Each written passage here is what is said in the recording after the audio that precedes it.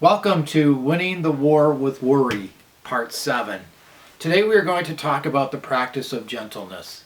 Philippians chapter 4, verse 5 in the MEV says, "Let everyone come to know your gentleness."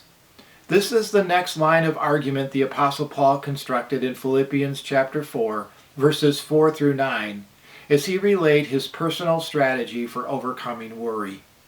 This week I came across a story from the life of John Wooden, one of the most revered coaches in college basketball history. He credited much of his success to his dad. Wooden tells about a time when as a boy he learned about gentleness as he watched his father deal with a certain situation. The Wooden family lived in rural Indiana, and local farmers could earn money by taking teams of mules or horses into the gravel pits scattered throughout the county, where they would haul out loads of gravel. Some pits were deeper than others, and sometimes it was hard for a team to pull a wagon filled with gravel out through the wet sand and up the steep incline. Wooden says, one steamy summer day, a young farmer was trying to get his team of horses to pull a fully loaded wagon out of the pit. He was whipping and cursing those beautiful plow horses, which were frothing at the mouth, stomping and pulling back from him. The elder Wooden watched for a while, then went over to the young man and said, "Let me take him for you." Dad started talking to the horses, almost whispering to them, and stroking their noses with a soft touch. Then he walked between them, holding their bridles and bits while he continued talking, very calmly and gently as they settled down. Gradually he stepped out in front of them and gave a little whistle to start them moving forward while he guided the reins. Within moments, those two big plow horses pulled the wagon out of the gravel pit as easy as it could be. It was as if they were happy to do so. John Wooden said, "I've never forgotten what I saw my dad do that day and how he did it. Over the years, I've seen a lot of leaders act like that angry young farmer who lost control. So much more can usually be accomplished by Dad's calm, confident, and steady approach. It takes strength inside to be gentle on the outside."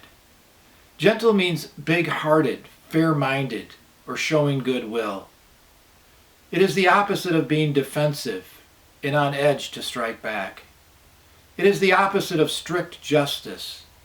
It is the attitude of being charitable toward people's faults and merciful in the judgment of their failings because it takes the whole situation into account. This is the kind of person who will meet people halfway. Someone described it as a sweet reasonableness. When Scripture talks about gentleness, it refers to the ability to stay calm in all of our conflicts and kind in all of our conduct. It doesn't mean a spineless person who doesn't stand for anything, who just compromises on all things. It's not a person who is spineless, but rather selfless. It doesn't have to promote self. It doesn't have to be right at all costs. We could say it is like a spiritual shock absorber. Shocks make the ride more smooth and even. They make a rough road even feel smooth. Gentleness helps absorb the bumps and the potholes of life. Without it, you feel every bump and you hit every pothole. We could paraphrase this verse, "Let your spiritual shock absorber be evident to all." If you want to lower the stresses of life, exhibit a gentler personality and cultivate the art of patience. A gentle spirit reduces anxiety, which is Paul's point in Philippians chapter 4. Some people keep everyone torn up. They are always involved in conflict and raise stress levels wherever they go. Difficult or demanding people put a lot of pressure on themselves and others.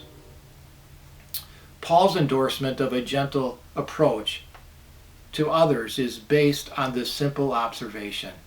Some people create anxiety for themselves and for others by disagreeableness, by their sharp tongue, by their opinionated personalities, and by their irritable spirits. When you're upset, you upset others, which piles on layers of stress like wet blankets. If you're angry at home, you'll upset your marriage. If you're harsh at work, you'll have more conflicts.